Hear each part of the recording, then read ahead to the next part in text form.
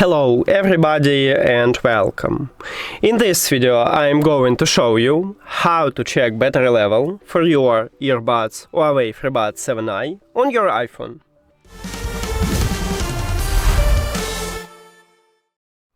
So usually we can use widget at the iPhone to check battery level, but this time we have no information about earbuds. As you can see, my headphones connected, so I should see them, and usually we see the information about the headphones, but not right now. So the only way is to use an application. You need to open HUAWEI AI Life application, but on the iOS you can also use HUAWEI Connect app. On Android you will have only HUAWEI AI Life application. Open the app. On AI Life you can check firstly it right here. In the devices, we have it for the left and right earbuds.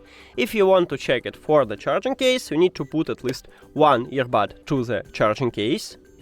And now we have the information also for the charging case. Then you can also tap at your earbuds at the device list. In the HUAWEI Connect application, it will already open for you headphones menu. So you will see the same. At the top, we have the information about the left and right earbuds and the charging case. And that's it.